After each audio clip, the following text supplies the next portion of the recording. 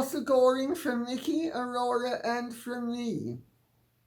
Without further ado, I am going to plunge right in with Aurora's permission because we have so much ground to cover today, and some of it is so interesting that I think I am eager to plunge in.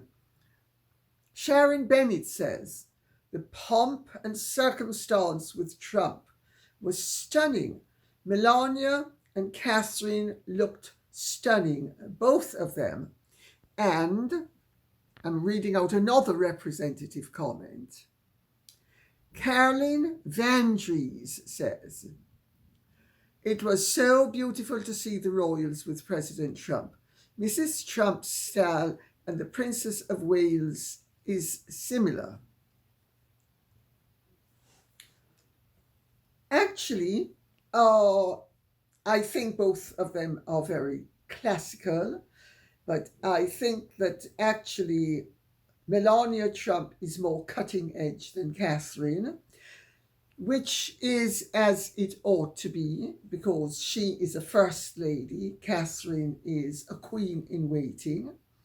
But I mean, didn't Catherine look absolutely wonderful at the state banquet at Windsor Castle? And also, didn't she look absolutely wonderful when she and William greeted the Trumps? Because, of course, they flew into Stansted.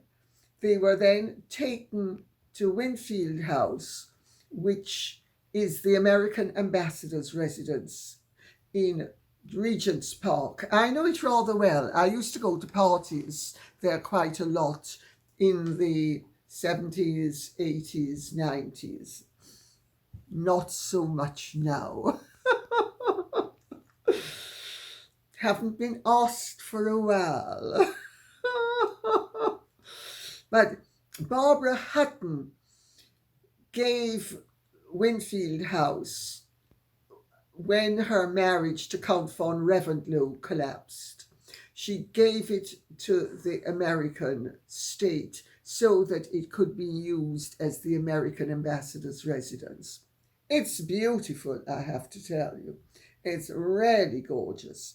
And it's in the middle of Regent's Park, in its own very generous grounds.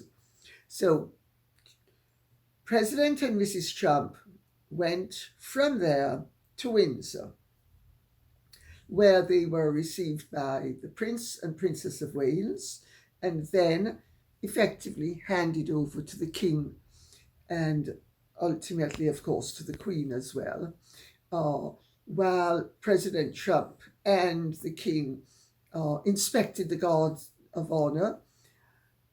Queen Camilla, the Princess of Wales, and Mrs. Trump were busy talking. They all looked really lovely. I know people criticise Mrs. Trump for wearing hats that hide her eyes, but I get why she does it. It's chic, it allows her to be private, and she's also making the point that she's not playing to the gallery, which is a very interesting point to make. And it's really interesting to note that she is the most beautiful First Lady of all time, and she is extremely stylish, and she's the only First Lady in recent memory that has not been endowed with a cover on Vogue. Now, I'm sorry, when publications play silly games like that, you really have to think, excuse me, you're supposed to be journalists, you're supposed to be reporters, you're supposed to be reporting on the news. And if First Ladies traditionally are given, as all of the others have been to the best of my knowledge, a front cover, Mrs. Trump should be given one as well. Well, My understanding is that everything has gone very swimmingly and everybody has been getting on like a house on fire, and everybody has been very pleased with the behavior and reception that each has been granted or given, and that the presents have also been much appreciated. I noticed very mischievously that on the list of the names was the Lady Charles Spencer Churchill. I would imagine that's Jane and not Sally Brooks, who is the present Lady Charles Spencer Churchill. Jane being a Jane, Lady Charles Spencer Churchill, because she was supplanted by a subsequent wife. Charles was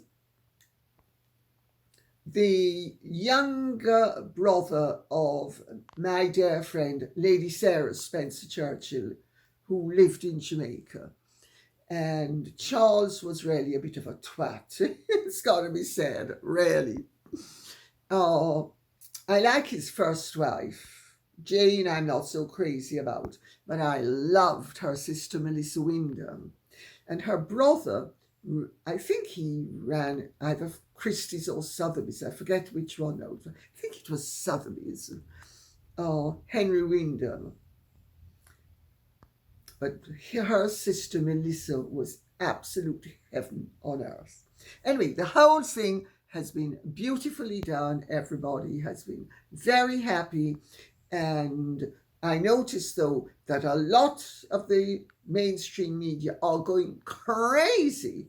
I mean, it really mystifies me how much hatred there is for Trump. I mean, I don't agree with everything he does. In fact, I strongly disagree with some of the things he does. But I mean, the hatred is beyond belief. I couldn't hate anybody the way they hate him.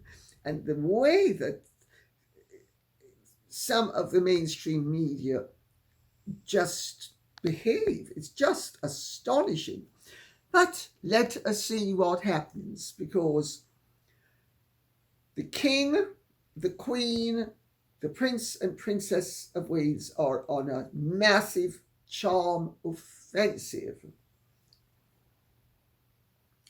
Trump also likes the monarchy and likes Britain. Remember, his mother was a Scot.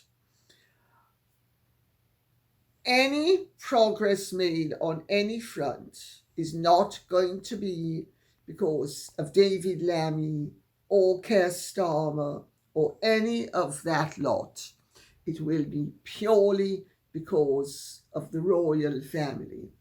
You see how fortunate we are to have a royal family? Rui says, no offense, but it's a no Harry moment. Thought Princess Catherine and First Lady Melania looked beautiful. Yeah, they certainly did. Yes, no Harry. Harry wasn't asked. Harry wasn't asked. Not only was Harry not asked, Harry wasn't asked to the Duchess of Kent's funeral either. Interesting that, no? No, Harry was no. And no, Megsy baby, she certainly would never have been asked. The last state visit, she pointedly refused to go because she was recovering from the birth of the baby. Actually, when Dima and Misha were born, it took me a long time to recover from the births as well. It did. And that was despite the fact I didn't do any shoving and pushing. No. It was all done for me. But I still took a long time to recover. And I'm glad to see that Megsy Baby took a leaf out of my book, because she took a long time to recover from Archie's delivery. Oh, Aurora, Mickey, did you just hear the doorbell ring? Oh, I wonder if that's DHL or FedEx. Well, I'm not going to interrupt this. I will collect the package later. Hail Mary says, did you say that it's the objective of the British government to deny Trump any success? Yes, I did. It's not only the objective of this British government, it is the objective of the French government, of the German government, and I'll stop there because several of the European states have the same attitude. It, you would think, is outrageous, because we should be putting the interests of our country first. But these people don't think in those terms. They are not putting our national interests first. They are putting their political objectives before our national interests. And this is supposed to be good governance?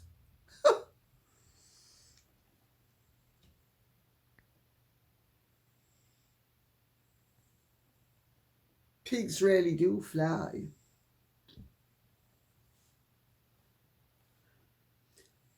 Sabrina Zalor says, I have heard a rumor in the USA that the grifter wants to run for president. I am serious.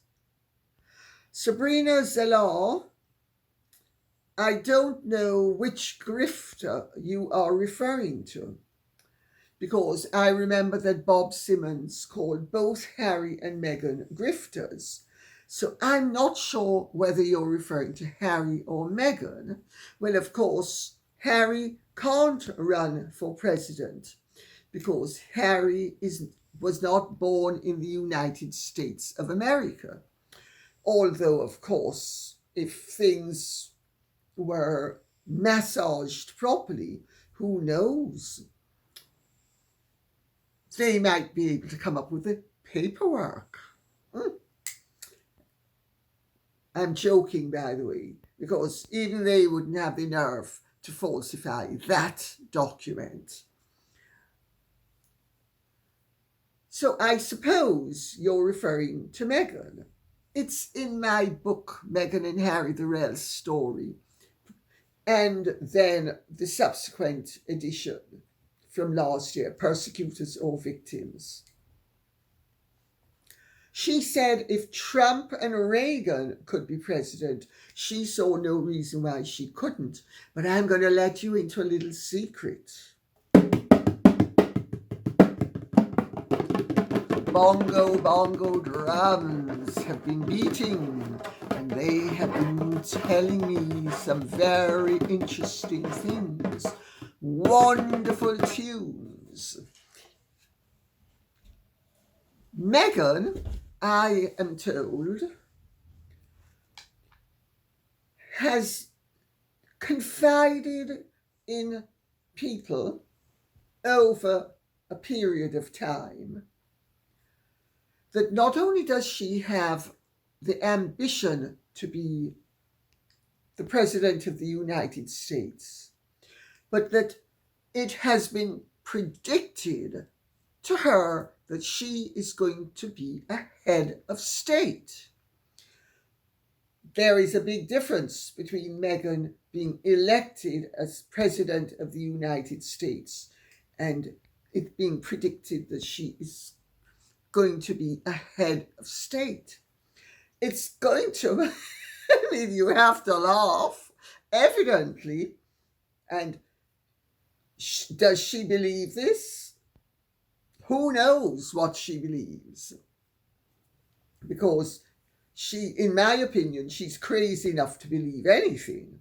And she certainly acted as if she's crazy enough to believe anything, because she's proven she's crazy enough to do anything, having gone from being a member of the royal family and one of the most respected and popular people on earth, as one half of one of the most popular, if not the most popular couple on earth for a while, to now a reviled and really mocked creature. But she evidently has been telling people that the prediction is that that her destiny is to be a head of state. It's there in the cards. She is going to be a head of state. According to someone who told me what she said, their impression was that she sincerely believes that she is going to be the Queen of the United Kingdom. Oh, sorry, we have to scratch the nose and touch the face and...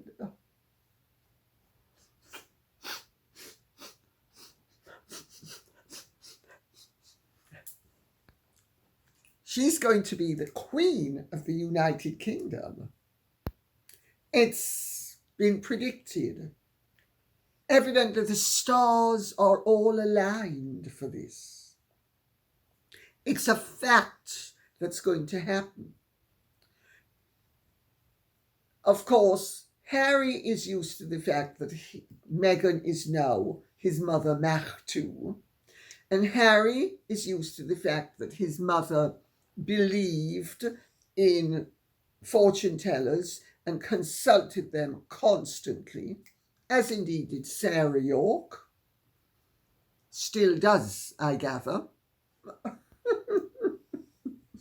Funny, those fortune tellers never see the disasters that are going to befall Sarah, and they didn't see the disaster that was going to befall Diana.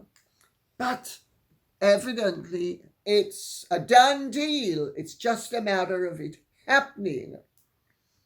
Maybe that's why there's so much of yes, yes, yes, yes, yes.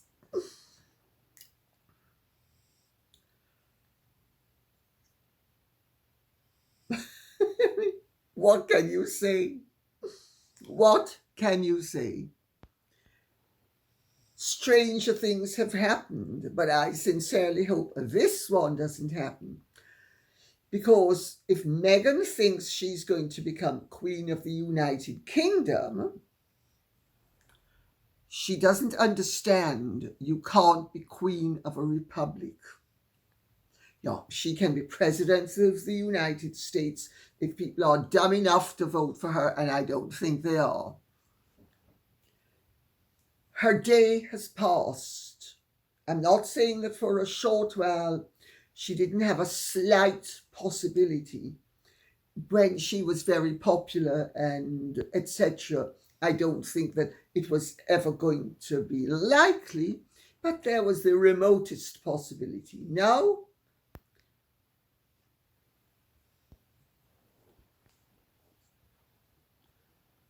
Piggy with lipstick is going to fly before Meghan becomes Queen of the United Kingdom or President of the United States.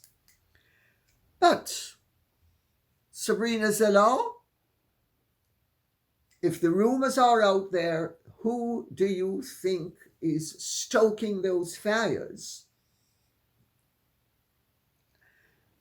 Meghan is the one who has espoused and articulated these ambitions, and she's been doing it for years.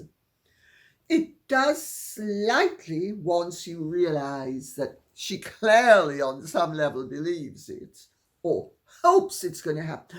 If I act like this enough, it might happen. After all, I acted like a virgin and I became one.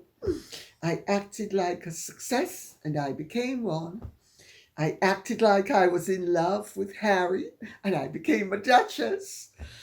I can act and it happens. Well, not everything happens, but there we go.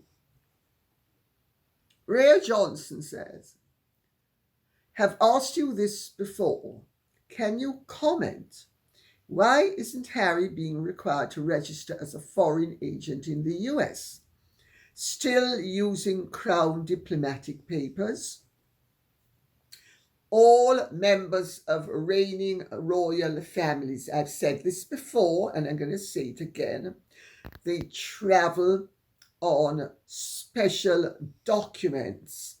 Heads of state and members of the families of heads of state travel with special documents. They do not have the same communal garden documents as you and I have. He can't be registered as a foreign agent because he is a member of a royal family. He should be registered as a foreign agent because he's acting as a foreign agent. But he can't be registered as one because a member of a British royal family cannot register as an agent of the United States of America. It can't be done. Should he be made to do it? That's another question altogether. But since it can't be done, it's not possible. I hope that answers the question once and for all. Harry has a lot more latitude. Harry has great entitlement, and Harry possesses great entitlement as well. Being a member of a royal family entitles you to privileges. That's what being a member of a royal family means on one level. On other levels, it means other things like public service, which of course has been jettisoned.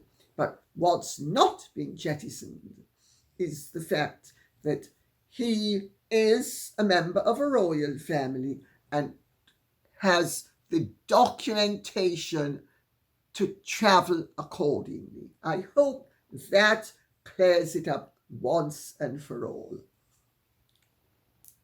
Username 451 says, Huggy and Druggy, I love these names, are getting torn apart in the comments sections by the general public.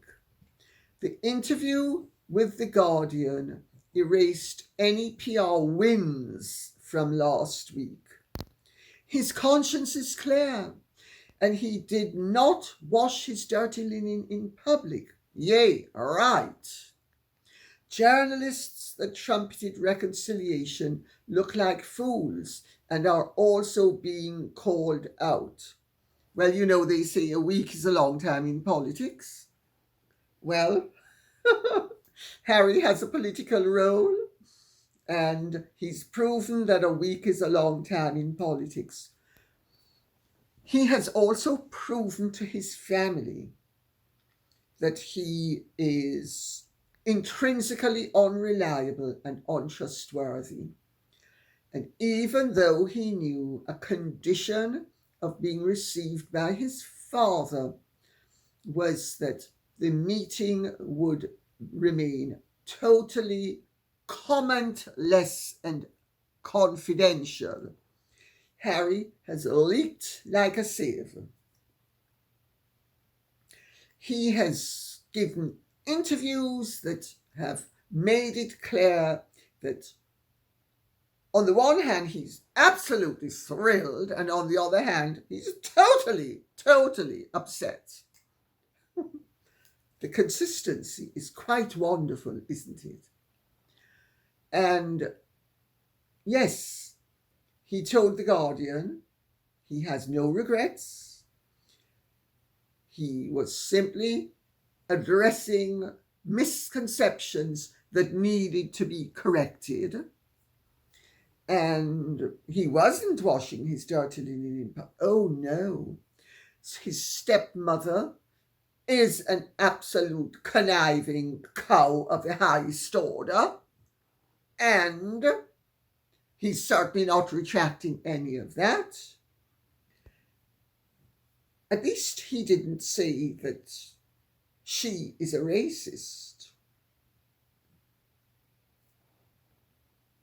Interesting that, no?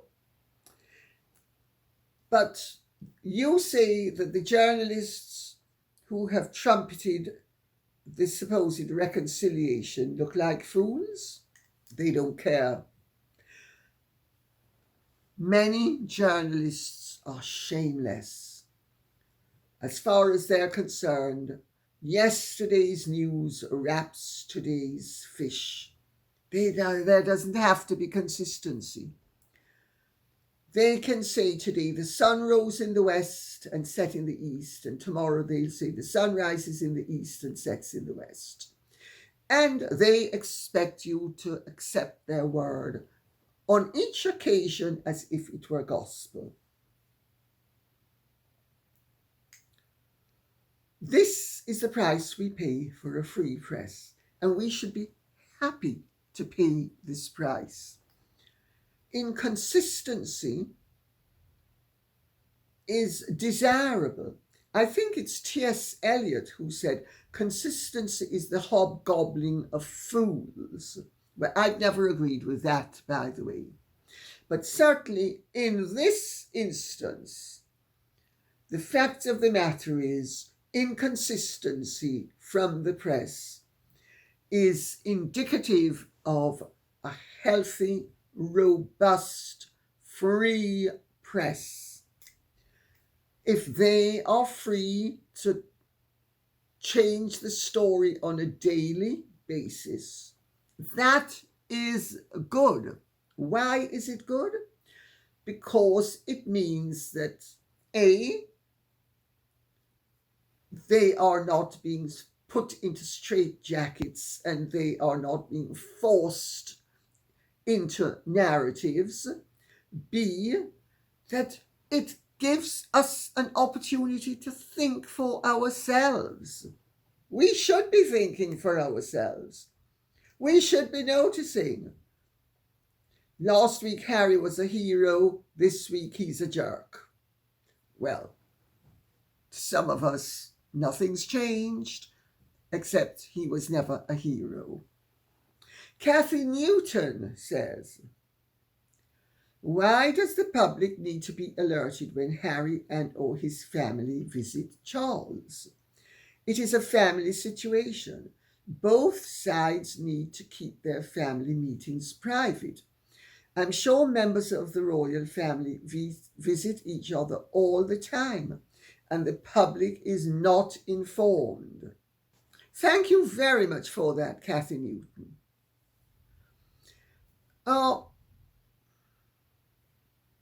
You've made a very good point. Royals visit each other all the time, and nobody knows about it. Why was it so important that this visit had to be recorded, trumpeted, commented upon?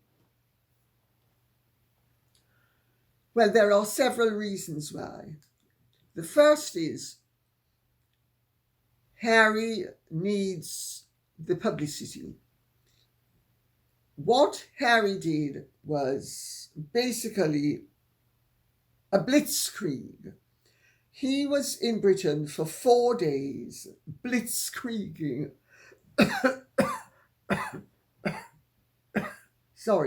Blitzkrieging the nation. Because Harry and Meghan are in deep, deep, deep, deep trouble financially. They are in deep trouble reputationally. They are in deep trouble commercially. They are in deep trouble personally. Harry and Meghan are isolated.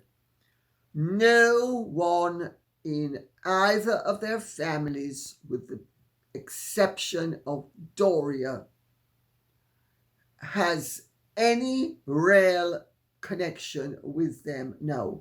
And hers, my understanding, is not what it used to be. And remember how Meghan has used family. For instance, Ashley Hale, her niece, do you remember how she used her? Got her to contribute to their Netflix confidences, which were shared with several million people, to the effect that the palace had banned her, Meghan, from asking her, Ashley, although Meghan was desperate to have Ashley there, but she wasn't allowed to. And I was told, and I wrote it in my books, that I was told that the palace, and the Queen, the late Queen, wanted, and Prince Philip, especially Prince Philip, wanted Meghan to have members of her family there. And Prince Philip, of all people, understood more than anybody else what a huge embarrassment it was going to be for Meghan's family if they were not asked. Because you may not remember this, or you may not know this, but Philip's sisters, he had 3 living sisters. They were not allowed to be invited to his wedding, and they found it mortifying. They also found it very saddening. And Prince Philip understood in a way that the Queen wouldn't have understood personally, but she certainly understood because she had a heart. Anybody with a heart and a head would have been able to figure it out.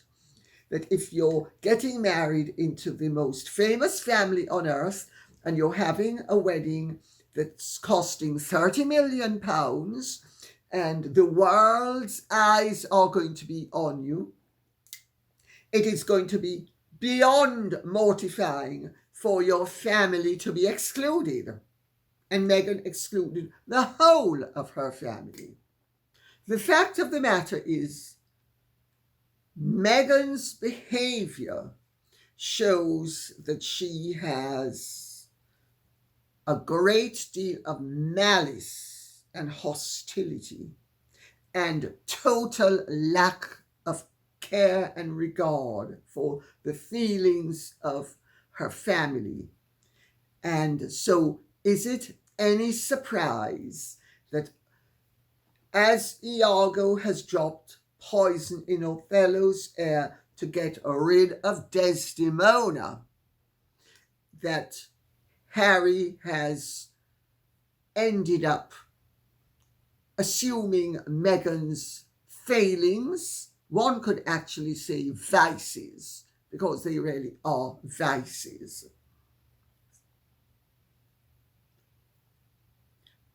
Harry and Meghan know to keep private what they want. Notice how private they were about the delivery of Archie and the delivery of Lilibet.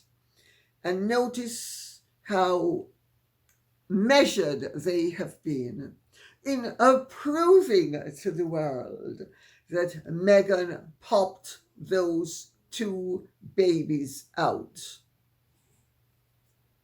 Notice.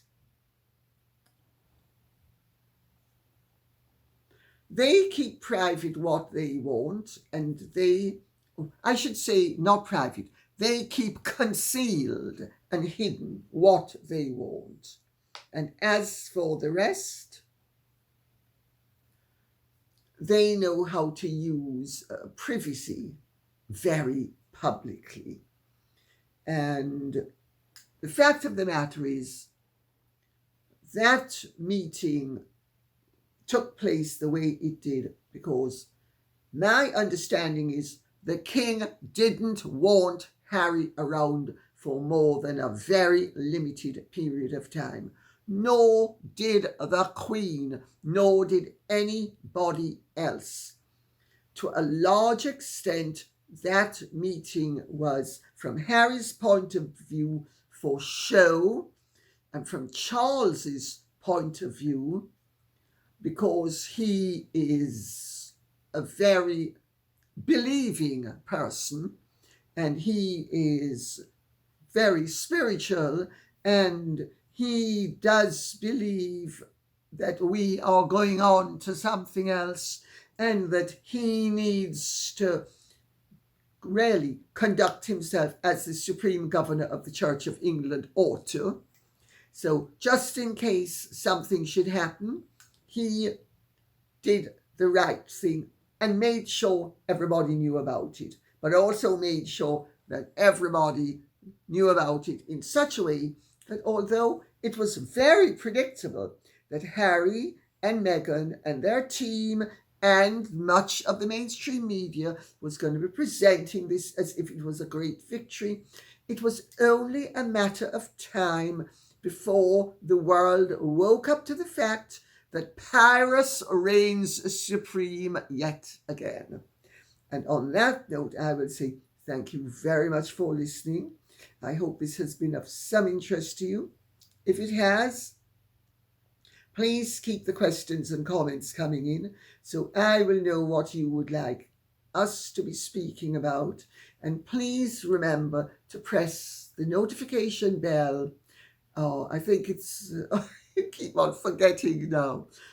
Like, share, subscribe, press the notification bell. I gather it's really important to do that. So even though I'm flaky about it all, I gather it's important that you should like and press the notification bell. So I'm told. So I'm repeating it. And on that note, I'll say thank you very much. Godspeed. Bye-bye.